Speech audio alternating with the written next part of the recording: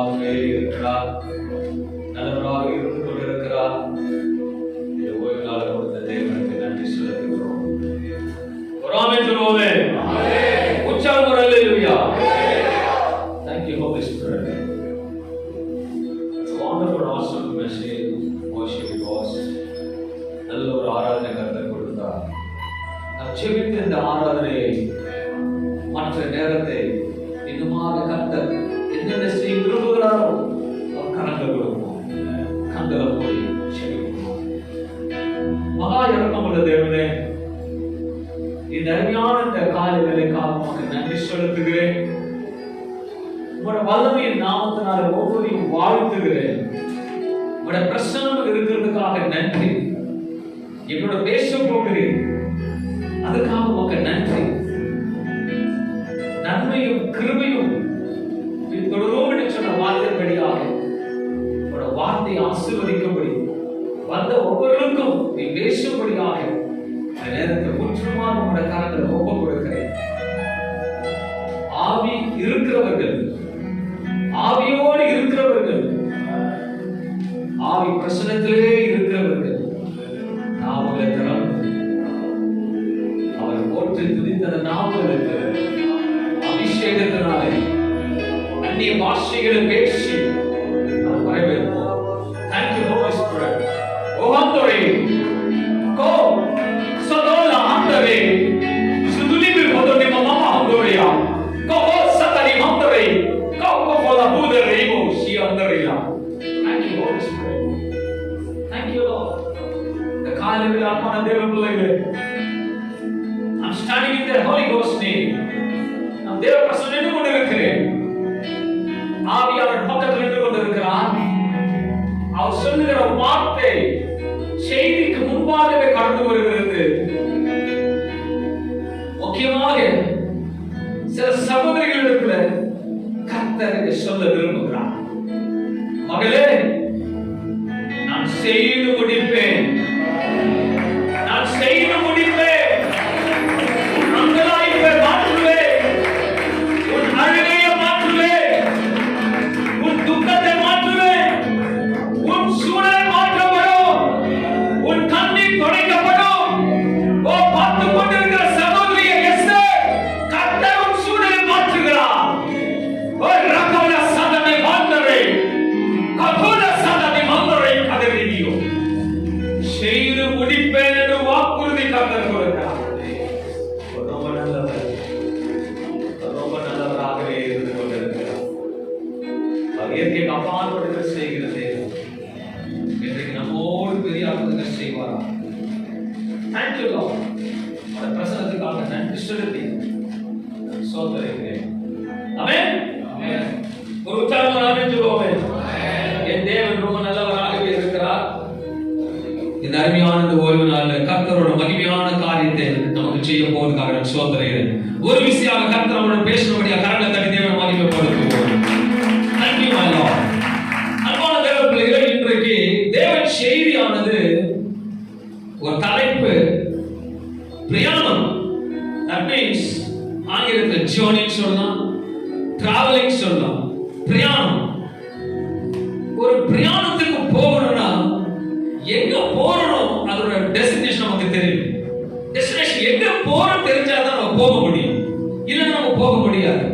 அதுக்கு போகணும் ஆயத்தம் ஆயிட்டோம்னா எப்படி போக போகிறோம்னு தெரியணும், எதா போக போறோம்னு தெரியணும், போகிற இடம் தெரியணும். அப்படி இருந்தால்தான் நாங்க போக போகிற இடம் எதுவோ கரெக்டா போய் சேர முடியும். அல்லையா? இது பிரயாணத்துக்கு தேவையான காரியங்கள் இங்கிருந்து வெகு தூரம் எங்க போனாலும் அந்த பிரயாணத்துல அநேக காரியங்கள் சம்பவிக்கும், சில நேரத்துல நடக்கும். அதனைத்தும் சகிச்சு கொண்டுதான் போவோம். உதாரணம் சொல்ல வேணும் போனா, வெகு தூரம் போகும்போது வண்டி பிரேக் டவுன் ஆகலாம், பஞ்சர் ஆகலாம். சில நேரத்துல ரயில்வே கிராசிங்க்கு முன்னாடி நிக்க வேண்டிய சூழ்நிலை இருக்கும். அது 1 மணி நேரம் நிக்க வேண்டியது இருக்கும், இல்ல 5 மணி நிக்க வேண்டிய சூழ்நிலை இருக்கும். அந்த ட்ரெயின் பாஸ் ஆகிற வரைக்கும் நம்ம வெயிட் பண்ணி தான் போக வேண்டியது இருக்கும். சில நேரத்துல போகும் பொழுது ஹைவேஸ்ல போகும் பொழுது ஓவர் பிரிட்ஜ் வரும், டவுன் பிரிட்ஜ் வரும், சில நேரத்துல பள்ளத்தாக்கு கூட இருக்கும், அதையும் தாண்டி தான் போக வேண்டியது இருக்கும். சில நேரத்துல நம்மள அறியாத பொழுது ஒரு இடியோட மின்னலோட ஒரு மழையும் வரும், சடனா ஒரு இருள் சூழ்ந்த நேரம் கூட வரும். இதெல்லாம் இந்த பிரயாணத்துல நடந்தே தீரும். இதெல்லாம் சகித்து தடுத்து போகிறோம். அல்லையா? அந்த பிரயாணத்தை காட்டிலும் நமக்கு ஒரு பிரயாணம் இருக்கு, பரலோக ராஜ்யத்துக்கு போகுது. அல்லையா? அந்த பிரயாணத்துல வாழ்கிற வாழ்க்கையில அநேக அப்ஸ் அண்ட் டவுன்ஸ், லாக்கிங், காத்திருக்கிறது, உடைக்கப்படுகிறது, பள்ளத்தாக்கு, காற்று, இருள் அனைத்தும் நம் வாழ்க்கையில வரதான் செய்யும். ஆனாலும் அதிலிருந்து நாம் மீட்டெடுக்க கர்த்தர் ஒருவர் இருக்கிறார். அவர் நமக்கு பாதை காண்பிப்பார். அல்லேலூயா. அவர் இயற்கை அப்பாற்பட்டதை செய்கிற தேவனா இருக்கிறார். நம் வேலைகளை எப்படி போராட்டம் உண்டு, நம்முடைய வாழ்க்கையில போராட்டங்கள் உண்டு, ஆனாலும் அதிலிருந்து மீட்டெடுக்க கர்த்தர் நம்மோடு இருக்கிறார். அல்லேலூயா. போராட்டம் இல்லாத வாழ்க்கை கிடையவே கிடையாது. எல்லாரும் நினைச்சுக்கிறோம், ஆண்டவரோட வந்துட்டோம், பைபிள் சுமந்துட்டோம், வார்த்தைகள் கேட்கிறோம், லக்ஸரியஸ் வாழ்க்கை தான் நமக்கு இருக்கும்போது நினைக்கலாம். நோ, வாழ்க்கையில போராட்டம் வரும். அதை மேற்கொள்ள கர்த்தர் கிருபைகளை கொடுப்பார், அதை மேற்கொள்ள பலனை கொடுப்பார், அதை மேற்கொள்ள பாதைகளை காண்பிப்பார். அதுக்கு எத்தனை தேவைகள், துன்பங்கள், இக்கட்டு இருந்தாலும் நம்பிக்கை அவர் மீது வைக்கும் பொழுது உன் நம்பிக்கை ஒருபோது வீண் போகாது. அல்லேலூயா. ஒருத்தர் சோர்ந்து கொஞ்சம் சூழ்நிலை கடினமான பாதை வந்த உடனே ஆண்டவரே ஏன் இப்படி பண்ணிட்டீங்கன்னு கேட்பீங்க, ஏன் ஆண்டவரே இதை அனுபவித்து கேட்பீங்க. இன்னும் டிராவலிங் பிரயாணத்துல எல்லாமே நடக்கும். அந்த பிரயாணத்தை சகிச்சு போகும் பொழுது மகிழ்ச்சியாக கர்த்தர் நடத்துவார். அல்லேலூயா. ஒருவேளை எதுவுமே இல்லாம இருந்து நல்லா யோசிச்சு பார்த்துக்கோங்க. பிரிட்ஜ் கிடையாது, ரயில்வே கிராசிங் கிடையாது, பள்ளம் கிடையாது, நல்ல வெளிச்சம், போயிட்டு வண்டி ஓட்டிக்கிட்டே போயிட்டு இருப்பீங்க. உங்களை அறியாமல கண் அசந்து போடுவீங்க. அது லாஸ்ட்டுக்கு போய் விழுந்துறீங்களா, ஒரு பெரிய விபத்து தான் முடியும்.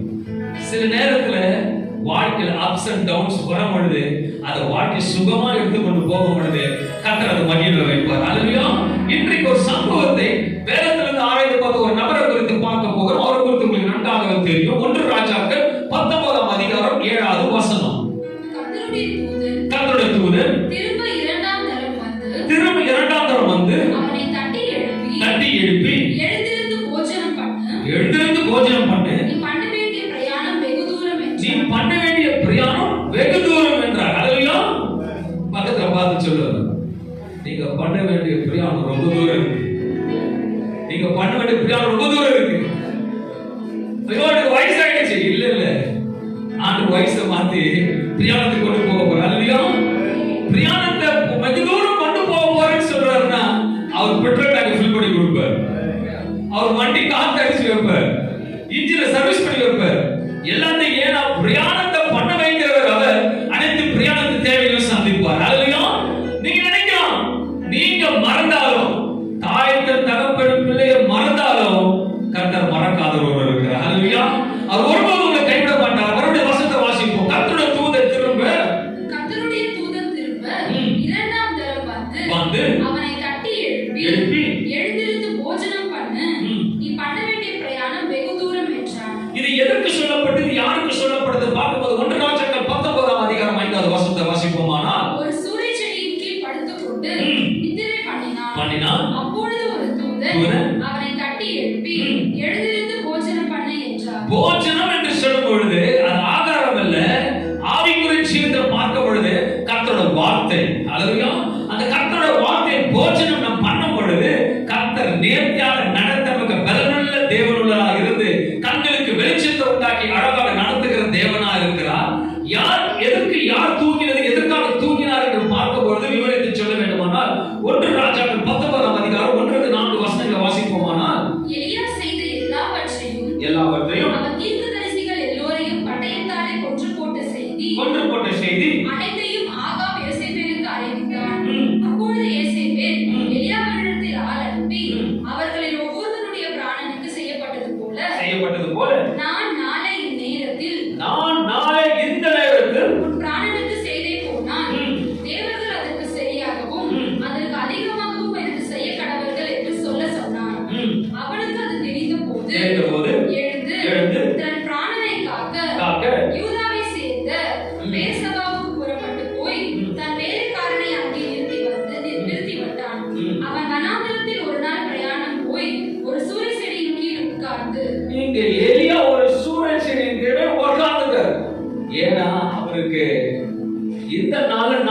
முடிச்சிட்டாங்க.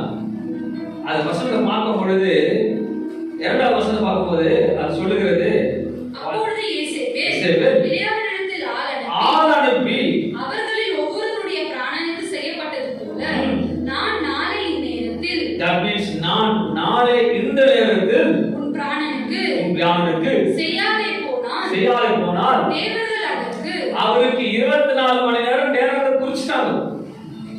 அல்லேலூயா. அவர் தூக்கிறதுக்கு 24 மணி நேரத்துக்குள்ள அவர் முடிக்கிறதுக்கு எல்லாமே நடந்துருச்சு. நடந்த உடனே அவருக்கு பயம் வந்துருச்சு. அல்லேலூயா. யாருக்கா இருந்தாலும் நம்ம கூட இருக்கிறோம், ஏதோ ஒரு சூழ்நிலை ஒரு டைம் குறிச்சிட்டாங்கன்னா நமக்கு உள்ளானது ஒரு பயம் வந்துடும், ஒரு போராட்டம் வரும், எல்லாம் வரும். ஆனா எலியா ஒரு தேவ மனுஷன், ஒரு தீர்க்கதரிசி, அவருக்கே இவ்வளவு பெரிய போராட்டம், அவருக்கே இவ்வளவு பெரிய போராட்டம். அப்போ நம்ம ஏமாத்தோம். ஆமென். அவர் எப்படிப்பட்டவர்னா அநேக அற்புதங்களை செய்தவர், அக்னியை இறக்கினவர். நம்ம யோசிப்பாரு, உங்களுக்கு ஆண்டவருக்கு எவ்வளவு நன்மைகள் செய்திருப்பாரோ. ஆமென் சொல்லுங்களேன். இன்னும் நிறைய நன்மை செய்த ஆமென் சொல்லுங்களேன். ஒருவேளை உங்களுக்காக ஆண்டவரே ஒரு அக்னியை வர வேண்டும் சொன்னா வர வச்சு எப்படி இருக்கும்? அப்போ ஆண்டவருடைய ரிலேஷன்ஷிப் எப்படி இருந்திருக்கும் பாருங்க. ஆண்டவர் பேசுறது அவர் கேட்க, இவர் பேசுறது அவர் கேட்க, இவர் சொல்லி அந்த பலிபீடத்து மேல ஒரு அக்னியை வர வைக்கணும்னு சொல்றது அக்னி வர வைக்கிறாருன்னா what a beautiful relationship with the God. அப்படி ரிலேஷன் வச்சிருக்கிற எலியாவுக்கு இப்படிப்பட்ட போராட்டம் வந்தது. அப்ப நம்மளோட வாழ்க்கையில மாம்சமா இருக்கிற நமக்கு போராட்டம் வாழ்க்கையில உலகத்துல உண்டு. ஆனாலும் அதை மேற்கொள்ள கர்த்தர் நமக்கு பூர்ண பலன் கொடுக்க வல்லவராக. அதுலயும் போராட்டம் இல்லைன்னா வாழ்க்கை கிடையாது. வாழ்க்கையில போராட்டம் இருக்கணும். அந்த போராட்டத்தை மேற்கொண்டு போகும்போது தான் கர்த்தர் ஜெயத்தை கொடுப்பார். அதுலயும் இவருக்கு ஒரு பெரிய போராட்டம். என்ன போராட்டம்னா 24 மணி நேரத்துக்குள்ள இவருக்கு தலையை சிந்திட போறாங்க. இவருக்கு ஒரு போராட்டம். அதனால ஓடி போறாரு. போகும்பொழுது ஒரு கேர்ஃபுல்லா இருக்கிறதுக்கு வேலைக்காரன்னு சொல்லிட்டு போறாரு. நீ இங்க இருந்து பார்த்துட்டு எதுக்கு சொல்றாருன்னா, அந்த ஒரு நாள் பிரயாணத்துல போகும்போது ஏதாவது ஒரு அசம்பவம் நடந்ததுனால வேலைக்காரன் ஓடி வந்து சொல்லிடுவான். அங்க நம்ம எஸ்கேப் ஆகலாம்னு சொல்லிட்டு எல்லாம் ப்ரீ பிளானோட போறாரு. ஆனாலும் என் தேவன் எல்லா போராட்டத்திலும் சமாதானத்தை கொடுக்கிற தேவனா இருக்கிறார். உன் வாழ்க்கையில எவ்வளவு போராட்டத்தோட இருக்கட்டும், உன் ஆவிக்குரிய ஜீவிதத்துல போராட்டம் இருக்கலாம், மாம்ச ரீதியாக போராட்டம் இருக்கலாம், ஸ்பிரிச்சுவலாக போராட்டம் இருக்கலாம், வாட் எவர் இட் இஸ். ஆனாலும் அந்த போராட்டத்துல கர்த்தருடைய பின்பாக இருந்து ஒரு பெரிய ஜெயத்தை கொடுப்பார். அந்த வேலைக்காரனை நம்பிக்கை வச்சுட்டு நீங்க நான் புறப்பட்டு போறேன்னு சொல்லிட்டு சூழ்ச்சியை கோடி டைம்ல படுத்துட்டு, ஆனாலும் வேலைக்காரன் அந்த ஒரு நாள் மட்டும் தான் ஹெல்ப் பண்ண முடியும்.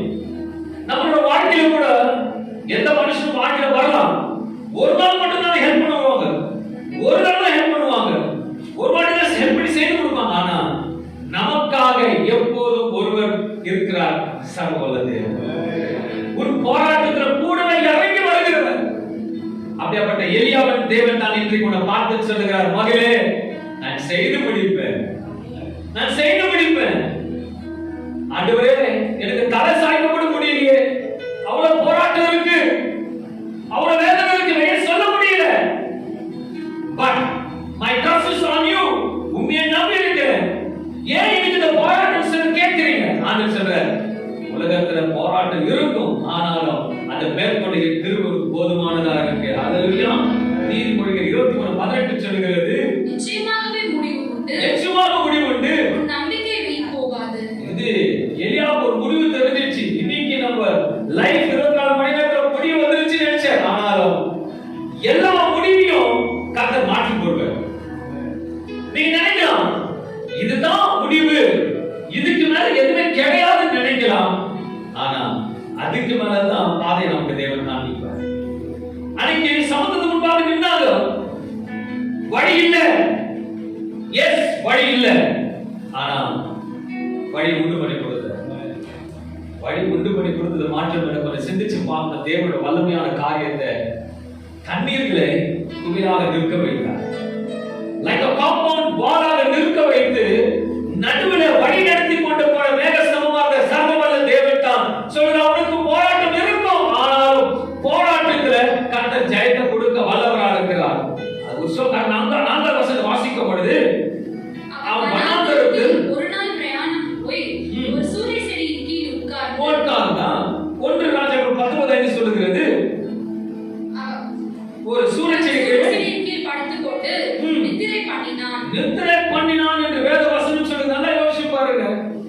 எப்படிதான் தூக்கம் வரும்?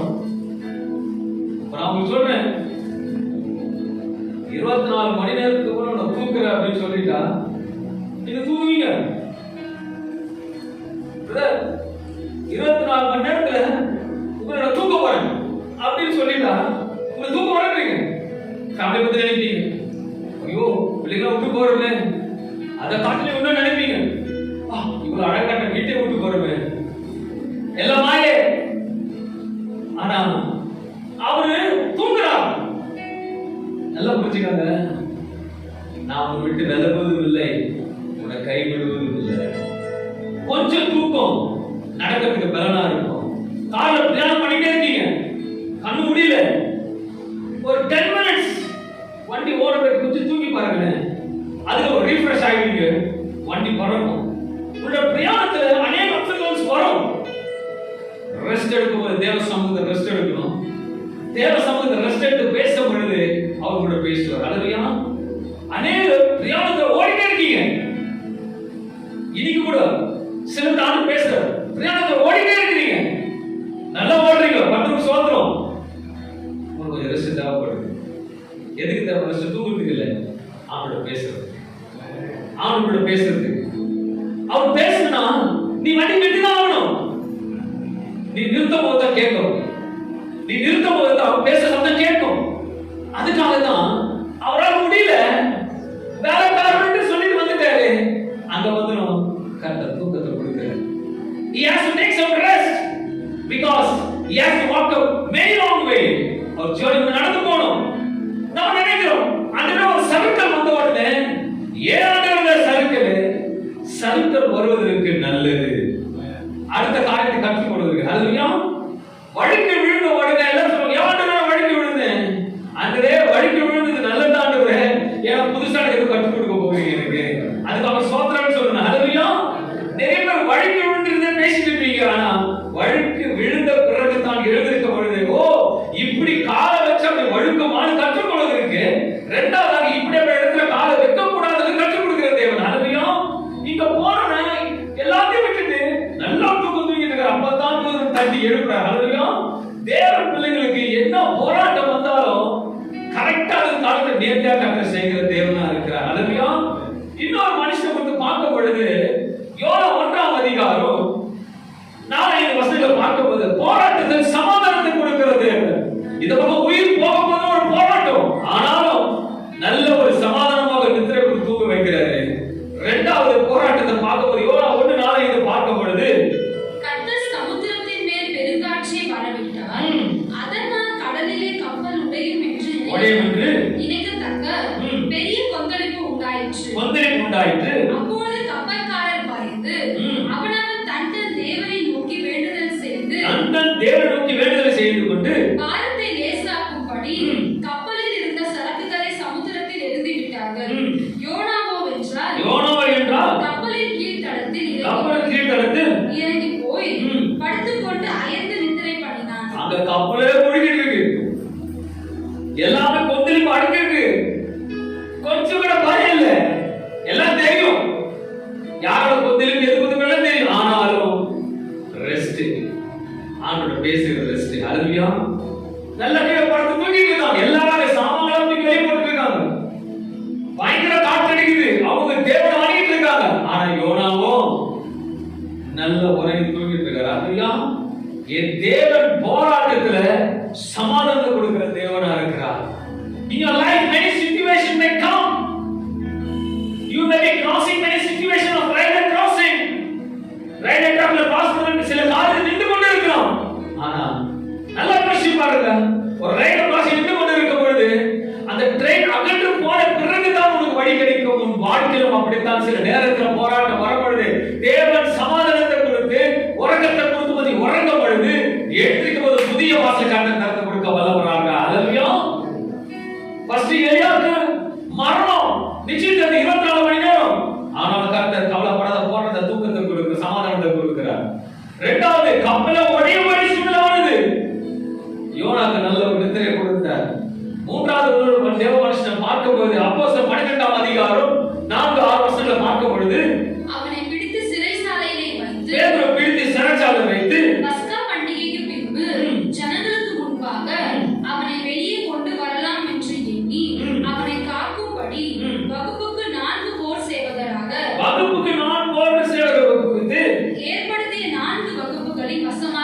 ஒப்புவித்தான். ஏரோது அவனை வெளியே கொண்டு வரும்படி குறித்திருந்த நாளுக்கு முந்தின நாள் ராத்திரியிலே பேதுரு 2 சங்கிலிகளினாலே கட்டப்பட்டு 2 சேவகர் நடுவே நித்திரை பண்ணி கொண்டிருந்தான். இங்க இது அதுக்கு மேல செயினை போட்டு கட்டி சிறைச்சாலை வச்சிருக்கிறாங்க. ஆனாலும் 2 போலீசார்களுக்கு பாதுகாப்போட நல்லா தூங்கிட்டு இருக்காங்க. அதுலயா அன்பான தேவ பிள்ளைகளே, போராட்டம் உண்டு. நிறைய பேருக்கு சொல்லுவாங்க, பாஸ்டர் எனக்கு தூக்கமே இல்லை, பாஸ்டர் எனக்கு தூக்க முடியல, போராட்டம் அதிகமாயிடுச்சு.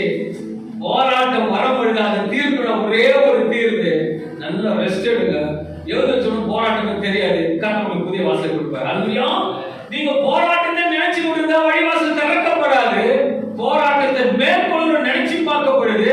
அந்த போராட்டத்தை விடுவிக்கிற கர்த்தரோட விடுவித்து வைத்திருப்பார். அதுலயும் அவர் இயற்கைக்கு அப்பாற்பட்டு செய்கிற தேவன், போராட்டத்தில் சமாதானத்தை கொடுக்கிற தேவன். ஐயா கவலைப்பட போராட்டம் அவரை தீர்த்து கட்டப்படாது. ஆனா ஒரு தெய்வீக சமாதானத்தினால நல்ல ஒரு தூக்கத்தை கொடுக்கிறார். யோனாக்கு கொந்தளிப்பு அதிகம், சப்ஜெக்ட் வேற, பட் ஆனா அந்த நேரத்திலும் நல்ல ஒரு நித்திரை கொடுக்கிறார். பேதுரு அரெஸ்ட் பண்ணிட்டாங்க, சிறைச்சாலை வச்சிருக்காங்க. ரிலீஸ் பண்ணதுக்கு முன்பாக அவர் நல்ல ஒரு ரெஸ்ட் எடுத்துட்டு இருக்காரு. அதுலயா உங்களுக்கு ரெஸ்ட் வேணும், தேவ சமூகத்திலிருந்து பெஸ்டா உங்களுக்கு வரும். அதுலயா நீ தேவ சமூகத்தில் காத்திருந்து நீ பேசும் பொழுது அவர் பேசுகிற தேவனுடன் பேச விரும்புகிறார். அநேகம் ஓடிட்டே இருக்கிறீங்க, எஸ் குட், ஓடுங்க. ஆனா பேசுறதுக்காக கொஞ்ச நேரத்தை ஒதுக்குங்க, கேட்கறதுக்காக கொஞ்ச நேரத்தை ஒதுக்குங்க.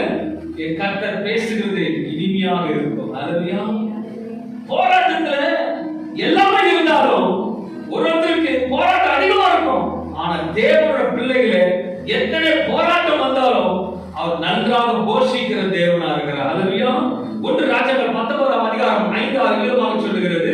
ஒரு சூரிய செடியின் கீழ் படுத்துக்கொண்டு நித்திரை பண்ணினான். அப்பொழுது ஒரு தூதன் அவனை தட்டி எழுப்பி எழுந்திருந்து போஜனம் பண்ணு என்றான். அவன் விழித்து பார்க்கிற போது இதோ தடத்தில் சுடப்பட்ட அடையும் ஒரு பாத்திரத்தில் தண்ணீரும் அவன் தலைமாட்டில் இருந்தது. எவ்வளவு போராட்டம் இருந்தாலும் is a provider. Is a provider.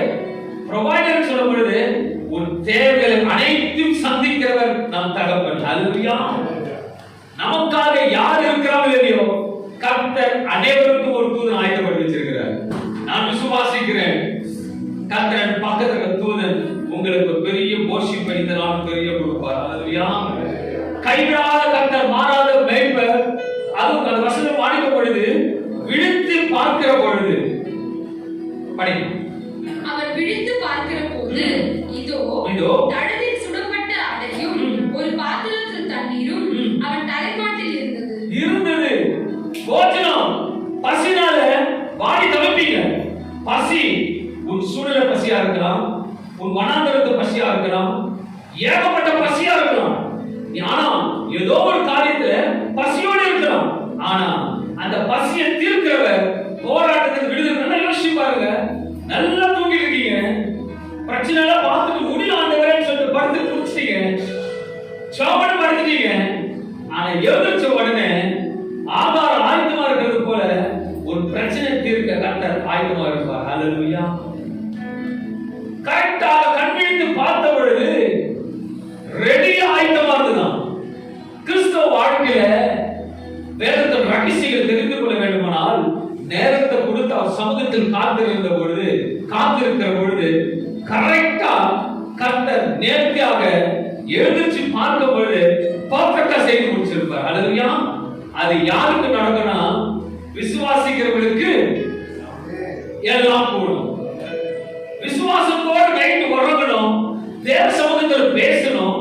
ஆண்டவரே நீர் செய்து முடிப்பீங்க, எனக்காக யாவையும் செய்து முடிக்கிற கர்த்தர் அந்த மாதம் சொன்ன தேவன் உனக்காக யாவையும் செய்து முடிப்பார். அல்லேலூயா. நீ தூங்கி எழுந்திருச்ச உடனே ஆச்சரியம், பாடல் பாடணும், ஆச்சரியமே ஆச்சரியமே, அதிசயமே அதிசயம், ஆச்சரிய கர்த்தர் நிறுத்துவார். போஜனத்தை காரியத்தை படித்த பிறகுதான் உங்களை தட்டி எழுப்பார். ஆண்டவரே ரொம்ப நாள் உட்கார்ந்துட்டே இருக்கிறேன், அடுத்தது என்ன எனக்கு தெரியல. இட்ஸ் ஸ்பிரிச்சுவல் லைஃப், உலகத்தின் காரியம், என் படிப்பு, மற்ற எல்லா காரியத்திலும் நான் உட்கார்ந்துட்டே இருக்கிறேன். ஒண்ணு மட்டும் சொல்லுவேன், உனக்காக கர்த்தர் ஒரு மத்திய ஆயத்தம் பண்ணிட்டு இருக்காரு.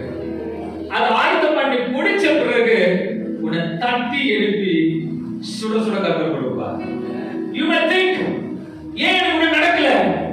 இப்ப நீ எங்க, நீ நல்லா தான் இருக்கிற. கொஞ்சம் யோசிக்கணும்னா, நீ ரயில்வே கிராசிங் நின்றுட்டு இருக்க, ட்ரெயின் பாஸ் ஆகுது.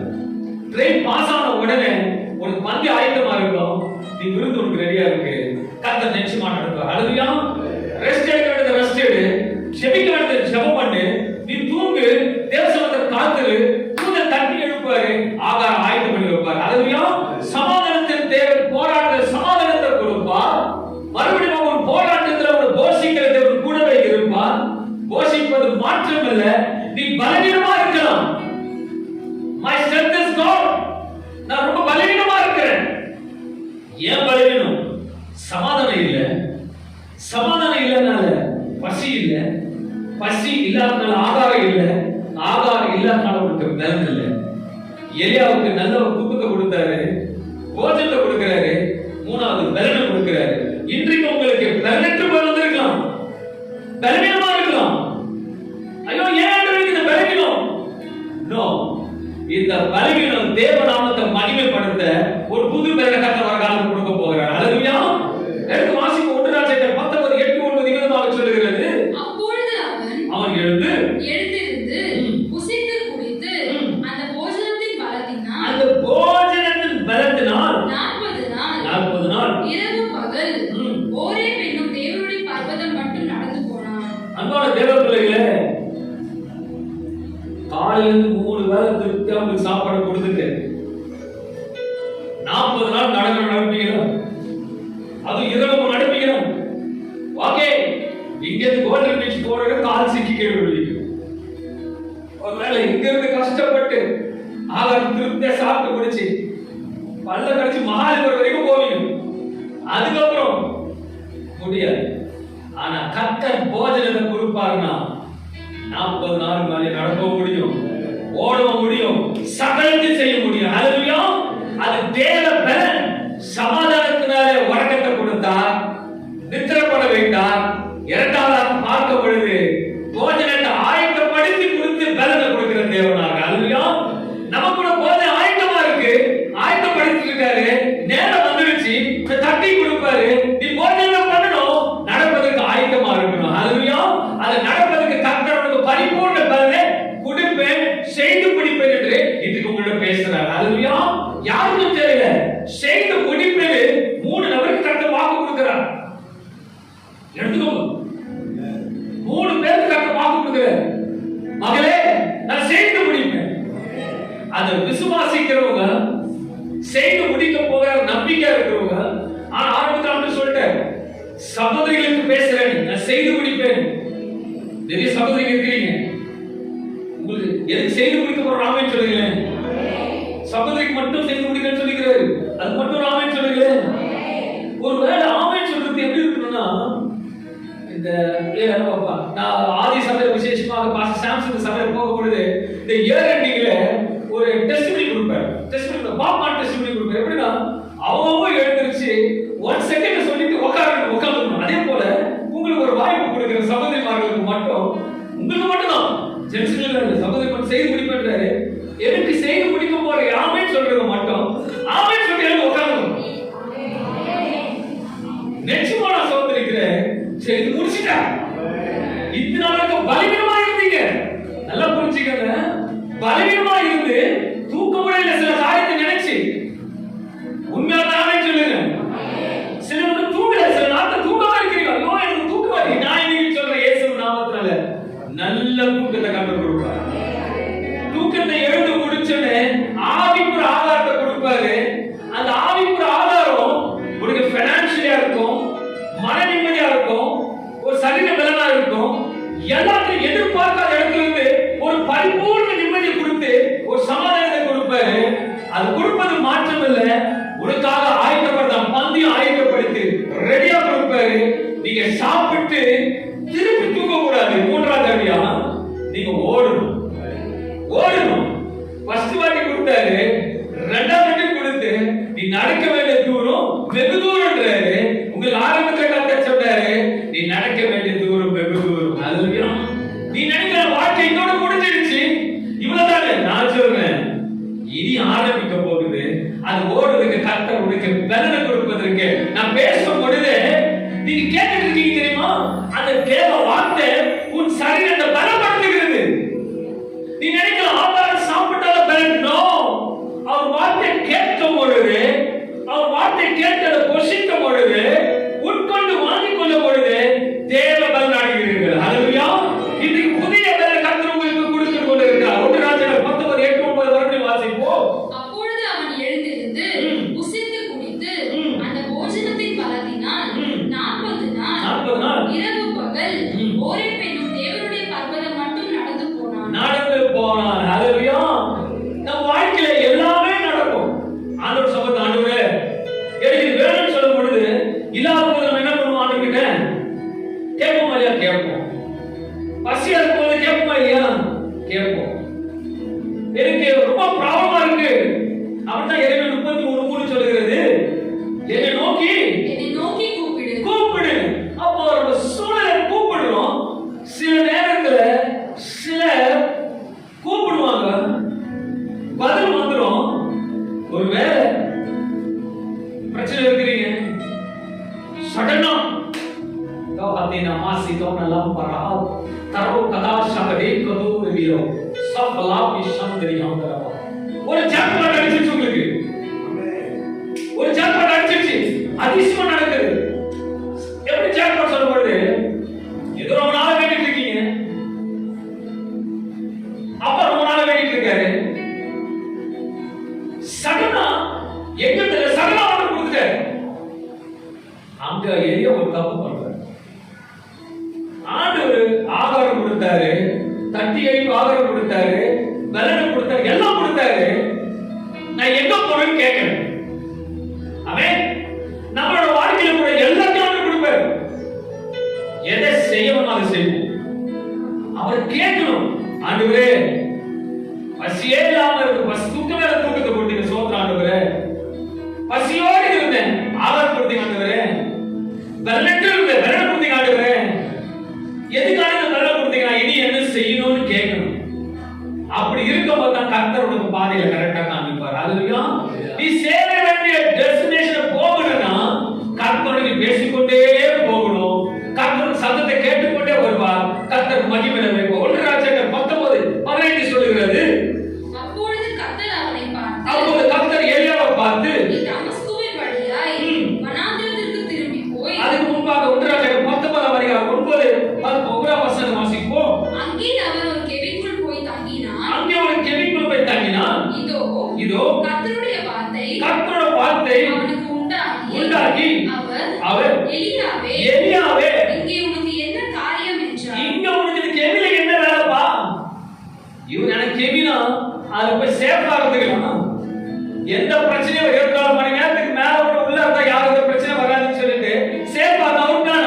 ஆண்டு அளவுக்கான நீ எங்க போற? இவன் நினைச்சாரு இப்படிதான் போனாரு. ஆனா ஆண்டு மாற்றி போடுகிறவர்.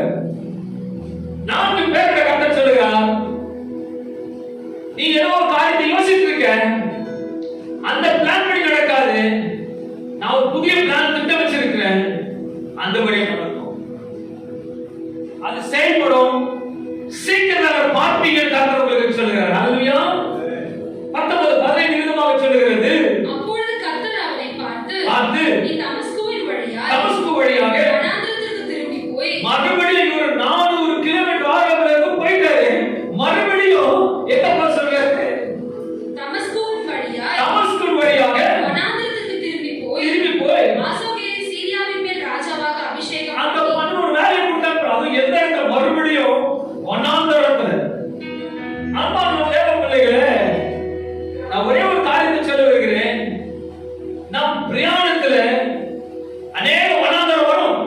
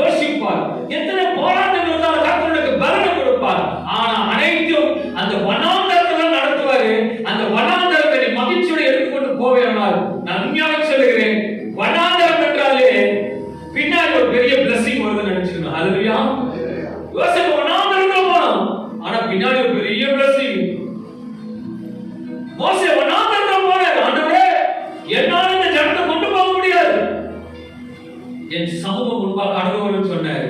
வனாந்தரம் முழுமையா போடுவை வழி நடத்துறாரு. ஹல்லேலூயா. நான் உன்னை விட்டு விலகுவதில்லை, கைவிடுவது தேவை. வனாந்தரம் வருவது மட்டும் கைவிட்டு போக மாட்டாரு. வனாந்தரத்துல வரப்பட்ட அதிகமா கை கெட்டுமா முடிச்சுப்பாரு. ஹல்லேலூயா. ஏன்னா அவருக்கு தெரியும் என் பிள்ளை பயப்படுவா, வனாந்தரத்தை பார்த்து என் மகன் வனாந்தரத்தை பார்த்து பயப்படுவா. அந்த பயத்தை நீக்குவதற்கு நாம் கூட இருக்கிறோம். அப்பதான் அந்த பயம் போனது அவருக்கு தெரியும். ஹல்லேலூயா. நல்லா இங்க இருந்து சஹாரா டெசர்ட்ல விட்டுட்டு வந்துட்டு எப்படி இருக்கும் உங்களுக்கு? எங்க சுத்தி பார்த்தாலும் மணலா தான் இருக்கும். ஆனா நான் சொல்லுவேன், அங்கேயும் நம்ம ஆராதிக்கிறவர் கூடவே இருப்பார். ஹல்லேலூயா. அவர் சர்வவல்லவர். போராட்டம் வருமானால் நிச்சயமா பின்னாடி நமக்கு ஒரு ஜெயம் உண்டாகும். ஹல்லேலூயா. 1 ராஜாக்கள் 19:4 சொல்லுகிறது, ஒரு சூரை செடியின் கீழ் உட்கார்ந்து தான் சாக வேண்டும் என்று கூறி, போதும் கர்த்தாவே என் ஆத்துமாவை எடுத்துக்கொள்ளும் சொல்லிட்டு இவரோட பிளான். ஆனா அவர் ஆத்துமாவை எடுத்துக்கொள்ளப்பட்டார் எலியா. ஹல்லேலூயா. யாருக்கு விரோதமாக நாள் குறிச்சாங்களோ அங்க செத்தாங்க. யார் சாகணும்னு நினைச்சாரோ அவர் கட்டளை எடுத்துக்கொள்ளப்பட்டார். ஹல்லேலூயா. இதுதான் வாழ்க்கை. நம் போராட்டத்தை எலியாவுக்கு இருந்த போராட்ட நிமித்தனால அவர் வாழ்க்கையில வாயில அறிக்கையிடுறாரு, ஆண்டவரே வந்து வாசிப்போம், போதும் கர்த்தாவே என் ஆத்துமாவை எடுத்துக்கொள்ளும். இப்படிதான் நிறைய பேர் சொல்லுவாங்க, கொஞ்சம் போராட்டம் அதிகமா இருந்தது ஒண்ணு. ஆண்டவர் ஆசீர்வாதம் கொடுத்துட்டே இருக்கும் பொழுது, thank you Lord, thank you Jesus, oh mighty God, Jehovah ஈரே, என் தேவையை சந்தித்தீங்களே, thank you thank you thank you. ஆனா கொஞ்சம் போராட்டம் வந்த உடனே ஏன் கடவுள் கொடுத்தீங்க, எதுக்கு கொடுத்தீங்க கேள்வி கேட்கலாம். நீங்க கேள்வி கேட்காம ஆசீர்வதிச்சாரு. இந்த வனாந்தரத்தில் போராட்டம் இருக்கும் பொழுது ஆண்டு சமூகத்தில் ரசித்து பேசும் பொழுது அவர் பேசுகிற தேவனா இருக்கிறார். எலியாவை போல பேசக்கூடாது, விசுவாசத்தோட பேசணும். விசுவாசத்தின் தகவலின் பேர் என்ன? ஆபிரகாம். ஜோனாதான் சொல்லுங்க, விசுவாசம் தகவல் யாரு? அப்ப ஆபிரகாம் சன்னிதானம் ஆபிரகாம் விசுவாசம் செய்யணும். ஒரு சின்ன காரியத்தை சொல்றேன், ஆபிரகாம் போல விசுவாசிகள் ஆமென் சொல்லுங்களேன். என் வாழ்க்கையில விசுவாசத்தோடு இருக்கும் பொழுது நிச்சயமா சகல மாற்றி போடுகிற தேவன். 5 பேரும் ஒண்ணா இருக்கிறவங்க மட்டும் ஆமென் சொல்லுங்களேன். 5 பேர் வேற வேற இருக்கிறவங்க மட்டும் ஆமென் சொல்லுங்களேன். எல்லாரும் பாதி இருக்கும். 5 பேர்லாம் சிக்ஸாக இருக்கிறவங்க மட்டும் ஆமென் சொல்லுங்க. இது புரியுதோ? 5 பேரும் ஒண்ணா இருக்கும் ஆமென் சொன்னாலும் சொல்றது இல்ல, 5 பேரும் மேல இருக்கிற ஒரு ஆமென் சொன்னாலும் சொல்றது இல்ல. நான் உங்களுக்கு எப்படி சொல்ல வைக்கிறது?